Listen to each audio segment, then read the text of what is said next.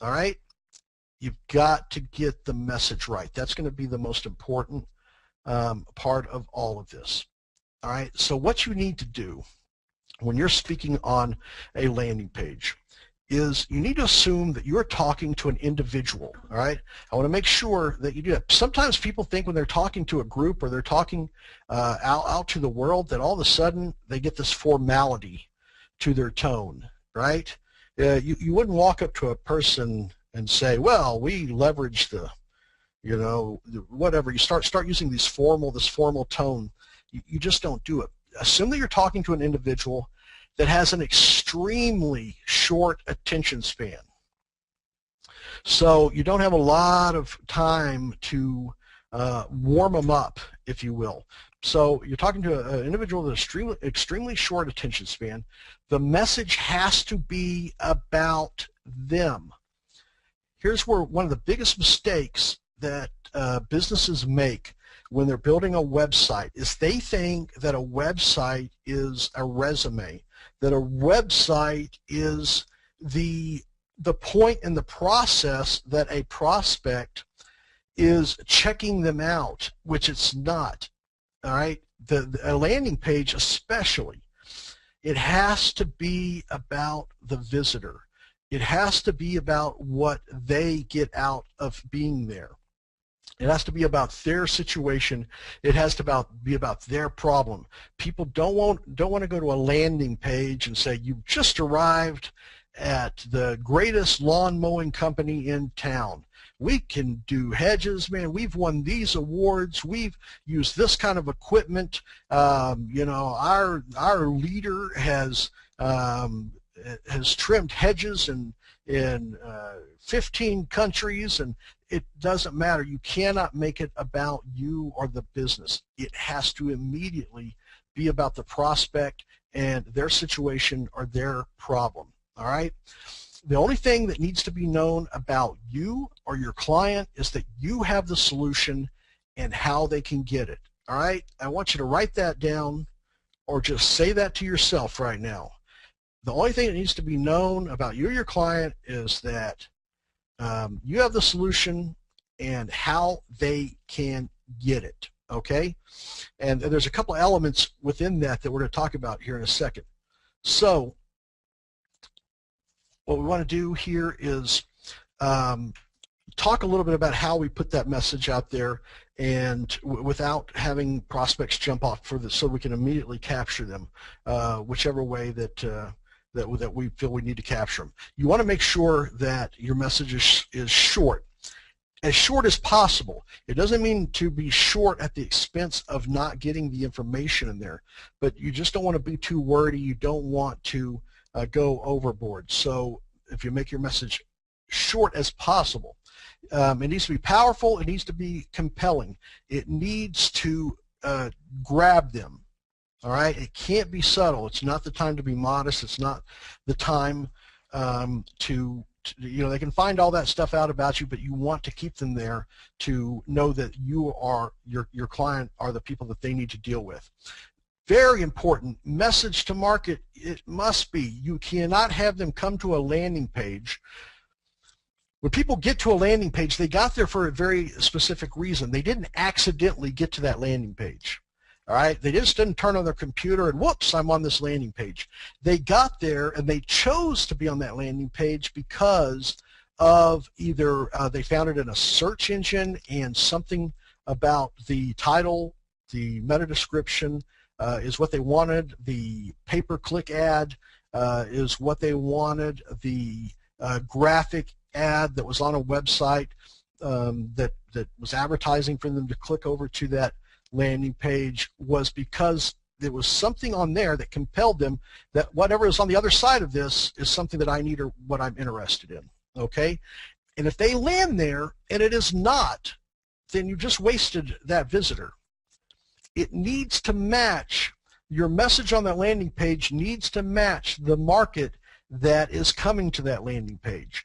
This is no time to be general or generic, and we'll talk about getting more specific here in just a bit, but it cannot be a one landing page. I see this all the time. In fact, I love it when people call me with that their pay-per-click just isn't working, and I look at their campaigns and they're sending all this traffic and spending all this money, and they have all their keywords in one big bucket.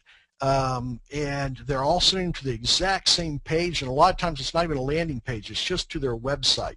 That right there is where you have just tremendous opportunity to increase their business with a proper landing page. That's why I love people that do local pay-per-click.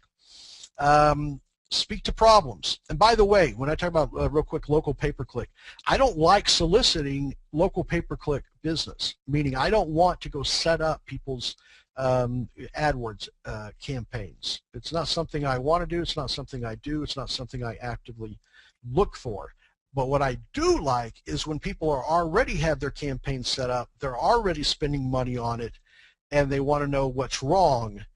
Then it is extremely easy to see what's wrong and to help them get a dramatic change in their circumstances with their pay-per-click campaigns.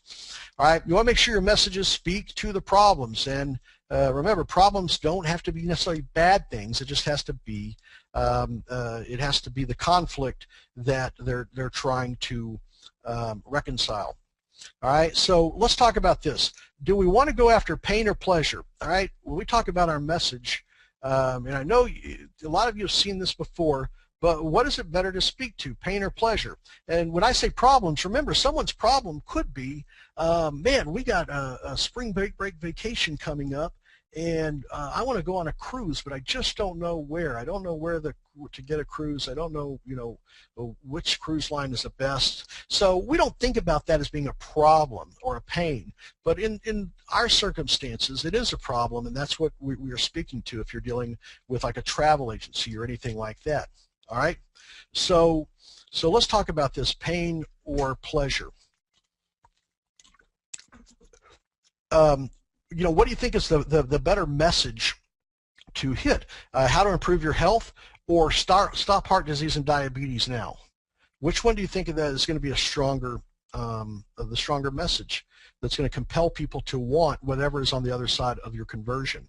If you're dealing with a pest control company, are the people going to want to know how to keep rodents away or how to get rid of mice in 2 hours? All right. Remember, what do we know about this? It's much easier to sell a cure than to sell prevention, right? That's what we're doing. Anytime we have an opportunity to sell cure over prevention, we always want to sell the cure. It's a much easier sell and a much more compelling message. All right. How to keep rodents away? Well, the fact is, if someone landed on your landing page, it's not going to be impulse. Wow, I don't really have mice, but I sure would like to keep them away. Is that going to be a strong sell? I don't have this problem, but they can help me avoid it if I did have it, to keep from getting it. That's not going to be as easy sell as people that have mice. How do I get rid of them, and how do I get rid of them fast? Real estate. How many of you deal with real estate agents or real estate brokers? You out there? Yeah, quite a few of you have real estate agent clients. All right. So if you're doing a giveaway to bring in opt-ins, to bring in leads, I want you to think about what do you think is going to, what do you think is going to have people more intrigued? A guide to putting your house on the market, or the 7 mistakes to avoid when selling your house? If someone's selling their house, what have you just done? Even if you list the mistakes here, all right? People will be guided towards avoiding loss more than they will securing gain. And I know that may be a tough thing to really get your head around, but people are more afraid of losing what they have than they are gaining something. All right, it's you know, if I said, you know, let's take $50. If I said you have to, you need to drive all the way across town, pick this up, and do all this, and I'll give you $50. Well, you're going to have a lot of people say, $50. I'm not going to do that for $50. But if you took the same person and said, hey, unless you drive across town and pick this up, I'm going to take $50 away from you. I bet you they're going to be much more compelled to go do it at that point. So even though that they may not, you can list out the mistakes. What you've just done, even if they've never thought about this before, you've just established that there are mistakes that people make when they sell their house. So what did you just do? And I don't want necessarily like, you know, scare tactics or anything like that. But if these are genuine mistakes that people make, then it's the obvious choice to go with if you want to generate leads. Now, you're going to have clients that are like, I don't want to do negativity. I don't like doing negative stuff. And I completely understand that, and I completely comply with it. And I do very little to try to coax them that way, because if it's something that they're not comfortable with for whatever reason, then you know what, they're good people. I'm not going to try to convince them to something that they feel bad about if they think that they're doing something you know, that just doesn't sit well with them. Okay, it's not worth it.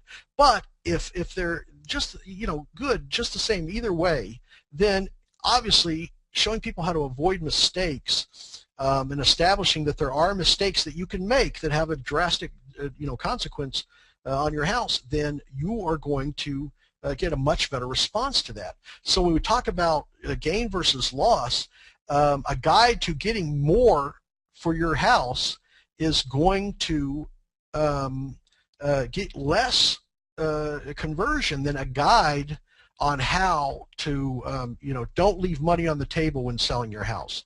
All right, I'm going to show you, here's a guide to how to get top dollar for your house versus how to avoid leaving money on the table kind of when you sell your house.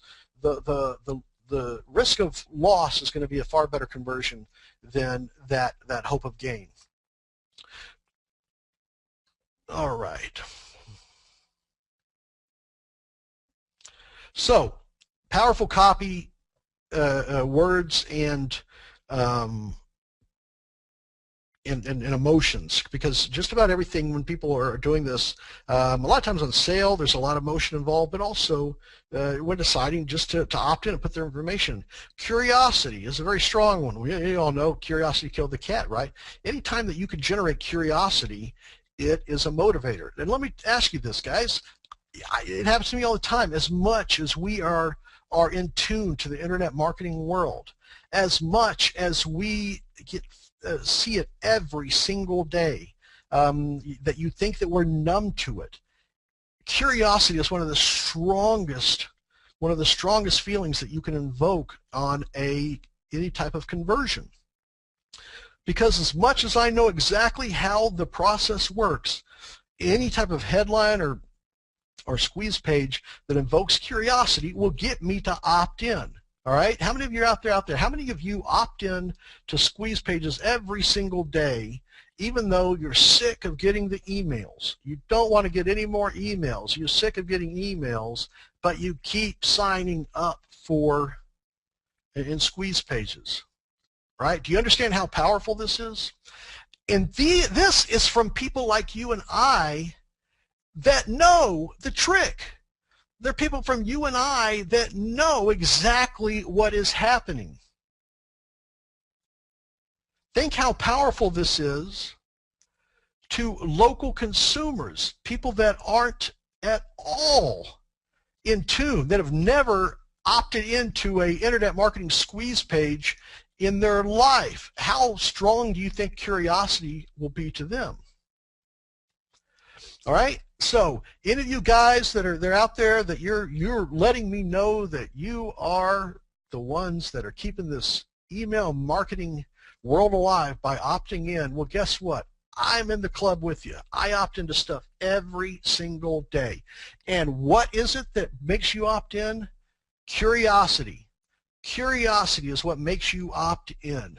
What is it? You know, learn the 7 secrets. Learn the 7 mistakes. You know, learn why you aren't making money and they are. Learn why. All right. And, you know, I really debated putting this in here, but it really comes down to the 7 deadly sins. Just about every squeeze page, every landing page comes down to appealing to one of the 7 deadly sins. All right. I didn't want to put this in there, but if I want to be truthful about it, that's what it is. All right, who out there can tell me what the 7 deadly sins are? Let's start. Let's see, where are you at? I'll start it off, right?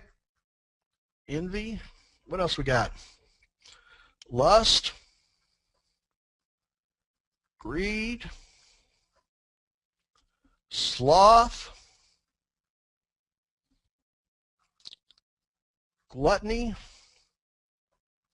What is that? 1, 2, 3, 4, 5. Pride.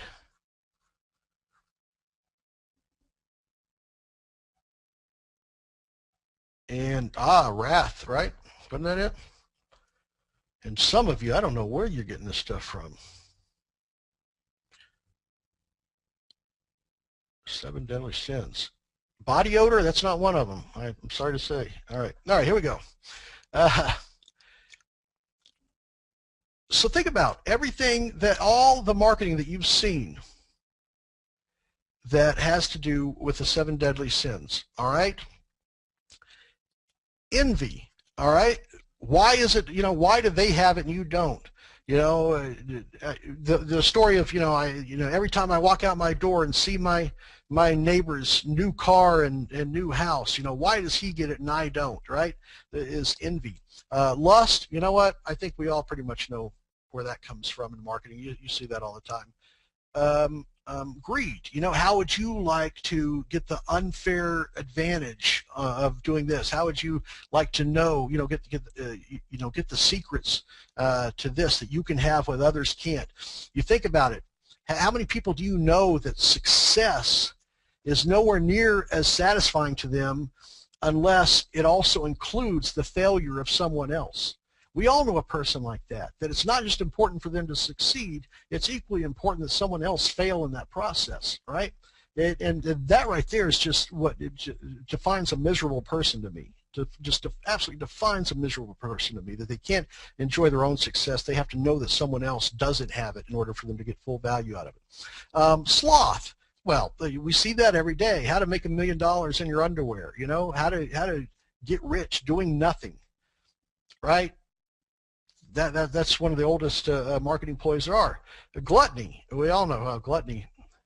I hate to say, I'm probably pretty familiar with that, but we all see gluttony when you go to anything like, you go out, all-you-can-eat buffets, any of that stuff, any of the marketing that you see, get more than your share, get more than any human could ever need, is appeals to the gluttony. Pride. Won't your relatives be imagine, the look on their face when they see that you can speak French after only a week. They're not selling you being able to speak a new language. They're selling that, I'm going to get to go. I'm going to get to go show people that I can do this, and I'll have that pride. Then you can wrath, which is pretty much, that's the guy also. They must fail in order for me to succeed. So how many of you notice this in just about every marketing? Every headline that you see appeals to one of these 7 deadly sins. This right here is pretty much the root of it. I want to be rich. I want something that others have. I want something that others don't have. I want more than I need. I want to have something, not just to have it, but so that others can see that I have it. Or someone has done something to me and I want to make sure that something gets done to them. That's the root of just about every marketing piece you see out there. And that's the same thing when you see what we're talking about, pain and pleasure. Next time you're in the grocery store and you're waiting in line, look at the magazine rack right there by the counter, especially Cosmopolitan. That's one that I was actually looking for some Cosmopolitan magazine covers to show on on this webinar, but every single one of them had something that I certainly didn't want to put on the webinar. But it is, but every single one of them are, you know, why he doesn't stay around. You know, the 10 things that you never want him to do. The, you know, here's the 50 secrets that, you know, you can use to get him to do this. That's what it's all those standard headline marketing pieces. So pay attention to all of this stuff, because you think that it's unique to kind of what we see in internet marketing, but it's not. This is just pure marketing. All right. So when you're writing in all this stuff, and by the way, that's one of the things that I couldn't get in here that we'll probably have to do another. Well, I'll probably have to do another training on is just strictly around the copywriting elements of these pieces. But anyway, forget what you learned in school. You need to be lenient with the rules of grammar. And I'm going to tell you, I know some of you it just drive you crazy when it drives you crazy when there's a period out of place, or when a comma's not used right, or when a paragraph isn't broken up in the proper way. Well, it's going to bother you, but you've got to learn to get past it. You must be casual when you're speaking in these in landing pages. When you're putting your copy together, be casual, because you want to speak like as you would face-to-face with someone. You again, be careful of the formality when you're putting together these landing pages. Paragraphs, they should be based on visual density versus content. Now, what does that mean? You know, what are the rules of when a paragraph begins and ends, and when you should start a new paragraph? Well, when you're writing for the web or anything like that type of marketing, that goes out the window. All right, it's pretty much 3 sentences. You know, if it starts looking too stacked up, whether it's a proper paragraph or not, it's going to lose the effectiveness than if you broke it up, even though it's not a proper paragraph. Caps, capital letters, should be based on impact, but more than where they should properly go in a sentence. So you'll see, you just watch this presentation, you'll see where, you know, what made him put a capital letter there versus not a capital letter here. And that's what it is. It's really strictly based on visual impact rather than any proper rules of grammar. All right, so here's kind of the recipe if you want to boil it down to a local landing page. First thing is you've got to grab attention, right? Then you need to establish credibility, but you have to do that without a resume. It can't be all about you. You have to sneak in that credibility establishment. You need to speak to the problem, and you need to be the solution. All right. So whatever it is, if you have if you got a plumber, and let's say they do a 24-hour emergency service, that's what it is. You know, if someone's searching, you want to make sure that if they land on that landing page, you are exactly what they are looking for, and in as little as possible and as little required reading as possible, that you grab their attention. 24-hour emergency plumbing. You know, we've been helping whatever city residents for the last 3 years get their plumbing back in order quick. You speak to the problem, obviously the broken pipes, and we have the equipment and the tools and the personnel ready to tackle your job day or night. Provide the benefits. You know, get your plumbing fixed fast, stop leaks right now, all that kind of. Give social proof, which can be in the form of testimonials. We'll talk about that, but any kind of social proof that you can give. Make your offer clear and give them a call to action. You put these together, these ingredients together, this is going to be your recipe for that landing page, for that successfully converting landing page. All right, so grab attention. Think about this. When you're doing your headlines, you want your headlines to speak exactly to what your visitor wants, all right? Now, what's the difference? I said wants. I didn't say needs. We're speaking to what your visitor wants. Once we get them in the conversion into the the funnel, whether it's through an email or through a phone call, then we can determine what they really need. But when we're trying to grab the conversion, you need to speak to what they want or what they think they want, okay? And you need to make a big promise somewhere, preferably in the headline. Make the big promise. I always like to think of back when Domino's did the 30 minutes or it's free. That was one of the biggest promises out there. When you make that big promise, it's very impactful. So you think about this. This is one of my clients, Brant, home contractor, that he works pretty much with real estate investors. And one of the big questions, problems they have is, I don't know, how do I, kind of give a ballpark idea of repairs when I'm looking at a junker house before, I decide to go any further. So, we put together this simple online repair estimator, and that's exactly what he did. Finally, a fast and simple way to estimate your next rehab. It speaks directly to them. Get your auto loan right away. Need cash up front, so you think about this. Get it 30 minutes for free. How about this? Up to $1,000 in as fast as an hour. Do you think that's compelling right there? In as fast as an hour? Your auto loan is seconds away. Do you think that's a very powerful pull to get people to engage in that? That's what we mean when we say make a big promise to get them engaged. You want that promise to be real. You want it to be a real promise, something that you can fulfill on.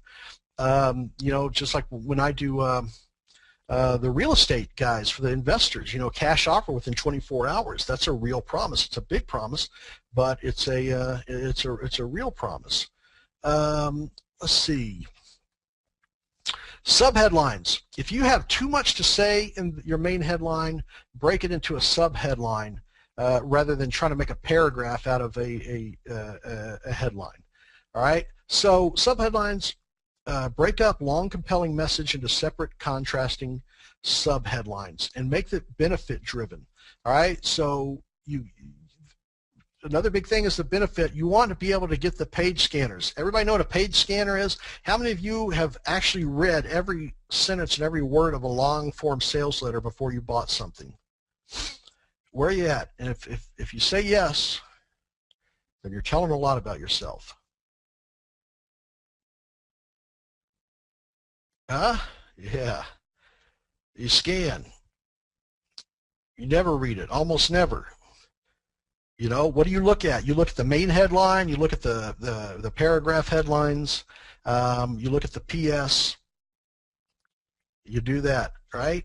And so, and bullet points. The bullet points are some of the most effective ways to do that. So that's what I want you to think about in subheadlines. If you have too much to put in there, break it up, make it a little different color, and hit it that way so that you can get the information in there. Establish credibility. All right, so when you're establishing credibility, these are the three main things that you have to answer in that prospect's mind, all right, for your client. If your client is let's say they're a particular type of, let's say they're an accountant, all right? Well, the first thing is, well, you don't understand my problem. I have this weird situation with this inheritance kind of thing, da-da-da. How do I know you're qualified? You're just saying you're an accountant. And also, ask you, I don't believe you. All right, if you can answer these, they're not questions that they're going to ask directly. They're not going to pick up the phone and call your accountant and say, I don't think you understand my problem. I'm not sure that you're qualified to help me, and I don't believe what you say. They're never going to give you that opportunity. What you have to do is kind of presuppose that those are the three big ones and make sure that they're covered when you're establishing the credibility, especially when you're doing it on a very tight landing page, all right? Make sure that when you're establishing credibility that you are not putting together a resume. That's it. And I say that, I probably said it 3 times, and you'll hear me say it more, because this is one of the biggest mistakes that that local businesses make when they put any kind of message on the web. It's all about them. You know, we've done this, we've won these awards, we've done. They don't want that. You want to make sure that when you're establishing credibility, you include your solution in that credibility statement. For instance, a home inspection right here, you see basement waterproofing has been successfully solving water problems for homeowners and businesses since 1947. What have you done? You've successfully established your credibility while at the same time including your solution in there. And I'm going to tell you that when we get to this part about video landing pages, about how you do that, how you include that credibility in there. And when I say credibility, it's not necessarily something that you're going to show papers or here's my badge or here's my certifications. It just has to be mentioned. It has to be brought in there so that it can ease people. You know, something as simple as that, as mentioning that, oh, I've done this or I've been in this. That's all that they may need to establish that, at least enough to get a conversion into a funnel for a landing page. All right, you can say something. You know, if you want to do this or you want this result, then you've come to the right place. We've helped hundreds of Detroit families do this. We've helped hundreds of pet owners do this, and that something as simple as that is establishing your credibility. It's not a resume. It's not a long sheet of proof. You're just making a statement to establish that credibility. All right, and then you want to make sure that you are the solution. And remember, you can incorporate this. One thing can serve multiple pieces of this. A headline can both make the big promise and perhaps establish credibility. So it's not that there's a rule of where it has to go, but just make sure the elements are in there. All right, bullet points are great. They're easy to read. They're easy to write. There's no grammar that you have to struggle with. They're very little that you have to struggle with. But what you want to make sure that in your bullet points that they include one of these, all right? Otherwise, you're just wasting space. Make sure that you tap into their pain. Make sure that you establish the benefits that your solution provides, and make sure that they understand that you are the solution. I even like using the word solution. You know, if you're tapping into the pain, or you're facing foreclosure, behind on payments, I don't know, probably a house needs repair, together we can find a solution. That is the benefit that they're looking for when doing this. So make sure that you include this, because if you do anything else with your bullet points, you're just wasting space and not making full use of that area. All right. Social proof. Social proof can be one of the most important and compelling parts of your landing page. Think about it. Do people like doing things that other people have done before them? How many people really want to be the first to do something? You think about that. People want to go to a place that others have done. They want to know that what they're going to be. Why do people bungee jump? All right. How many people do you think if they went to a big bridge to bungee jump, how many people would do it if they said, oh, hundreds, we've had hundreds of people bungee jump off this bridge, versus, I don't know, you might be the first. What do you think the difference in getting someone to do that would be? All right, so anytime, it's not as drastic as bungee jumping, but anytime that you can show that others have been here before, as something here as simple as hairstyling. Hey, look, I've been here, they cut my hair, I'm happy, I'm not a freak, they didn't do a chop job. It makes them, just establishes the fact that others have done it, others have been happy, probably a safe place to go. Not that that's selling them on your benefit, not that that's selling them the solution. What it's doing is, once they see that you understand their problem, and once they see that you have a solution, then it helps provide that portion of, okay, they're the ones that can do it. I think that these are the people that will be able to do it for me. It can be testimonial. It doesn't have to be a video. It can be written testimonial. It can be a short case study. It can be before and after pictures. You know, before and after pictures can be very good for any kind of home remodeling. If you do anything for, you know, even if it's beauty salons, pet grooming, anything, landscaping, anything that you can put a good before and after picture can make a very dramatic statement as far as social proof that yes, it's been done before and these folks have done it. So don't undervalue that, or don't underestimate the value of having that. All right. You want to make your offer clear. You want to make sure that there's enough information in your offer for a prospect to make a decision to act. So a lot of times, for the sake of brevity, of keeping their offer short, they neglect to give the full detail. And you know, how many of you ever been on a web page or looked at an opt-in and you're not sure what you're getting? You're not sure what the offer is. Have you ever seen that? And you could tell this is somebody that's getting started out, and they understood that a squeeze page was, they understood that you put your opt-in code here and your headline here, but they didn't understand the real meat of it, the psychology behind it. And that's where a lot of people misstep when doing this. That's why we have such a tremendous opportunity to do this for local businesses, because there's so many missteps, there's so many missing pieces of the puzzle. So what you have to do is make sure that it's very clear that there's enough information for them to make a decision to go ahead and engage in that conversion. You want to make sure there's enough information to overcome the prospect's main objections. Remember, what were the main objections that they have? You know, you don't understand my problem. You want to make sure that they do that. Now, some of those objections are easy, like here, auto insurance. I need auto insurance. That's not a tough objection to overcome. Yes, you understand my problem. I need auto insurance.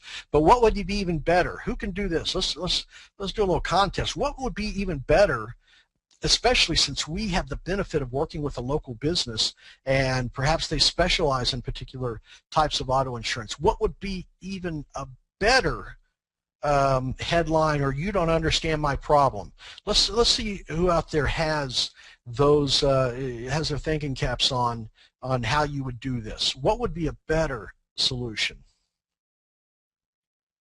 All right, okay, there we go. We got DUI insurance. I've had a DUI. Can you help me get insurance? I need motorcycle insurance. Yep, a DUI. Bad credit. I have bad credit. Can I get insurance if I have bad credit? High risk. I already have a number of tickets. Can I get insurance? All right, don't pay too much. SR22. I got a ticket and I didn't have insurance. Now I need special SR22 insurance. Right?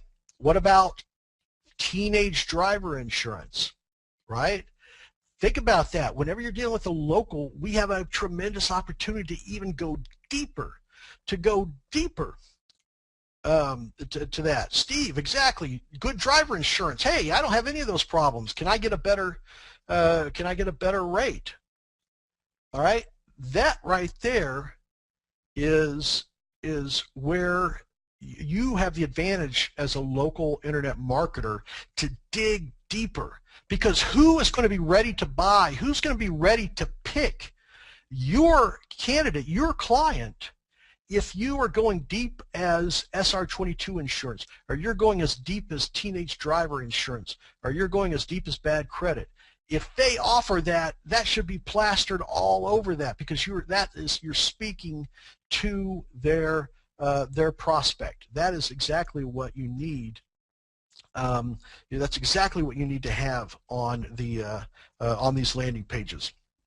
All right. So to put enough information to overcome their objections, that's exactly how you do that. All right. Let's talk about this. What is the result that you can expect? This is a big part. This is a big part of that a lot of people miss, because it can be a strong part. Let them know what result to expect. Not what result to expect from the end outcome of having this insurance, but what is the end result that they can expect when they click this button. All right, do you understand that this right here is the carrot? That what's on the other side of this is what they are after? That's what you are selling when you're dealing with an opt-in? Let them know, because what they're doing right now is you're letting them know.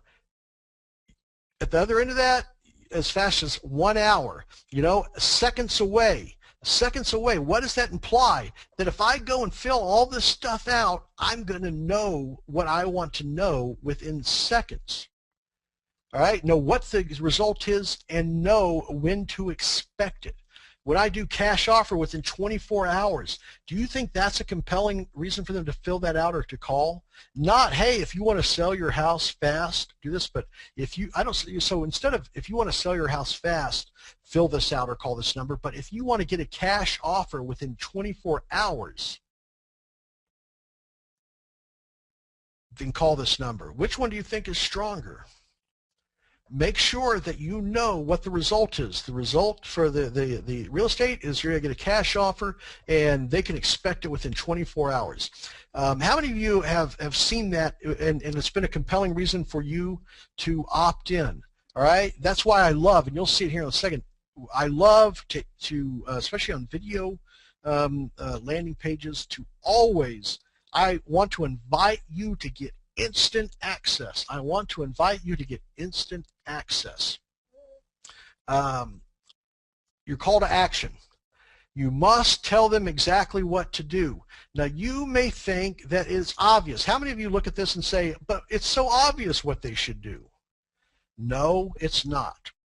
All right? And I'm saying that in the nicest possible way. You will have people that will stare at this and say, well, I'm not sure what I should do. Am I allowed to do this? Am I allowed to, am I qualified to fill this out? How many of you have people in your life or know people that are worry completely unnecessarily about things? They worry about things that are never going to happen. And there's people that will look at this and say, ooh, I don't know if I should do this because I'm not really ready for this information. Get instant access for free. Am I really, is that me? Am I allowed to do that? You've got to tell them exactly what to do. So tell them, simply enter your first name. Anytime you can put, I love to, whenever I'm doing any kind of service, like if people want bid requests or they're requesting estimates or anything, no obligation. All right? That's very strong. So you got to be very careful about you have to be very careful about assuming your prospect's frame of mind, all right? And if they're looking for insurance quote, they may think, man, if I do this, does that mean I have to buy it? Anything like that? You've got to take just the simple steps to eliminate that, because it can increase conversions by a small percentage, but an appreciable percentage. All right, so don't be vague, of course. Don't make them guess on what to do. A single action is generally best. And when I say that, especially when you see these CPAs, how many options do they give people? They give them one. However, I'm going to say two at most, and actually what you're going to find is when you're dealing with local businesses and local consumers, 2 is generally going to be the default. What are those 2 actions generally going to be? Who's thinking? What are those 2 actions going to be?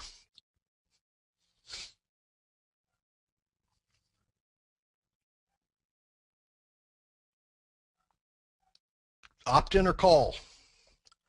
Fill in the form or call. That is it. You don't want to give people there. And a landing page is not going to invite people to do 3 or 4 different things. All right. Optimally, a landing page will do one thing. All right. If you have a business that just wouldn't benefit, which is very few, from an email list, then a phone call, have a single action. but you don't want to have more than 2. If you have more than 2 calls to action, it's too much. So I always either call the number or enter your information. That's it. That's it. A lot of people want to, well, let's let them do this first, or let's send them off to this page to get more information first. Don't ever do that. You know, you want to make sure, engage them. Let them opt in or call to get that information. All right, so bottom line, establish that you understand the prospect's problem, right? This is going to be the big things that you can that are going to make the big difference. Establish that you understand the prospect's problem. Establish that you have the solution. And then you want to establish that you are the one they should choose to provide that solution. Guys, I'm going to talk about this a little later. This is going to be one of the most important changes in the way you think about local marketing. This has been one of the biggest shifts in my local marketing business. And it was a shift that hit me so strongly just in the middle of a phone call with one of my clients. And it hit me like a ton of bricks. It's like this has been surrounding me this whole time. And I cannot believe that I missed this. You want to talk about missing the forest for the trees. This right here, making the prospect choose your client to provide that solution. All right? This right here, I'm going to tell you, can change the whole way that you do business with your local clients. And in a very profitable way for you and a much less stressful way for you. It's tremendous. All right, so here's the desired positioning. Let's think about this. Here is the desired positioning that you want, and this can be for you and your clients. All right, if you're marketing yourself as the local internet marketing expert, or you are helping your clients, you want your clients to be seen as the educator and the advocate for the success of their prospects. All right? If you haven't done it, write this down. Your client needs to be seen as the educator and advocate for success of their prospects. What do all these people have in common? What makes these people, what makes people buy from these people? Are they viewed as salespeople? Are they viewed as salespeople? Are they viewed as selling something? When someone looks at what they have, do they say, oh, they're trying to sell me something, or oh, I get to buy what they have? All right? And so, and a lot of you are saying experts. They're seen as experts. They are. But how have they gotten to the point of being seen as experts? What have they done to be seen as an expert? I can tell you exactly what they've done. They've educated the public, and they're seen as advocates for the success of the public. Does everybody see that? Do you see how strong that is? And do you see how strong that can be on a local level, even if you didn't know these people? If within an opt-in page, why is this guy, why do you automatically see him as this guy knows what he's talking about and I want his solution? Because before he sold you anything, he educated you and he made you feel like he was an advocate for your success. What about this guy? Before he ever sold you anything, he made you, he educated you and made you feel like he's an advocate for your success. Same thing. And you could say that for so many people out there, that this is exactly where the power of this is. So this is the position. Now, how do you move that and build that feeling on something as simply as a landing page? By doing exactly what we talked about. Whatever the opt-in is, whatever the conversion is, it needs to be seen prior to that, this person has just educated me, and I feel like they're an advocate for my success. All right, go back and we look at some of these, some of those squeeze page examples. There are, we buy houses. What do we do? If you have these problems, we can solve your problem. Together we can find a solution. Just get a hold of us and we'll get you a cash offer within 24 hours.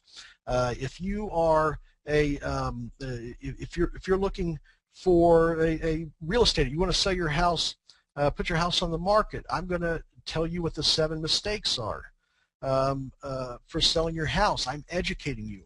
I want you to watch out for these pitfalls. I want to be an advocate for your success. So rather than approaching this in what you may think is a commercial or advertising, and approaching this as, hey, pick me, I'm the best, I've done this, I have this, I use this equipment, I do this, I am the best. It's much better for you to not sell and say, you know what, I understand what your problem is. Here is a solution to your problem, and I can fulfill on this solution. That's when you've established the fact that you're the person that they should choose. All right. So by doing that, you can do that with the squeeze page. A far more powerful way to do that is what? Putting video on your landing pages. Correct? Just like all the elements that we talked about before, the video must relate directly to the offer. Know about us videos. Guys, you've all seen those type of videos where it's just a very generic about the company type of video. It doesn't really speak directly to problems. It doesn't provide solutions. It's just like one of those feel-good kind of videos. All right, that's one advantage that you have if you're doing videos for local businesses, is that you can be very, very purposeful in what that video message is. All right, so just like with this one, what is his video? His video says, he talks about the problem. Investors always say to me, how do I figure out the repair cost? How do I get an estimate, kind of get a ballpark of how to do that? Well, that's why I put together, the rehab estimator. So he spoke to their problem and he provided the solution. But more importantly, he's doing it in a set with, oh, by the way, here, he's looking them in the eye. He's putting himself in that educator advocate position by speaking to them. Now, yes, everybody's not going to be a great speaker. They're not going to be camera ready, but they don't have to be, right, guys? You know that reality TV has changed all that. They don't have to be. Do you have to be slick? Do you have to be a great spokesperson in order to be seen as an educator or advocate? How many of you ever seen Jared, the Subway guy? Is he a slick talker? Is he what you would think of as is he what you would think of as your perfect spokesperson? No. But what does he have? He's the if I can do it, you can do it guy, right? So don't think that the person has to be this tremendously charismatic guy to do that, right? They don't have to be. They just have to be seen as genuinely being what? What are the 2 things that you want to be seen as? What do you want your client? What do you want to help your client be seen as?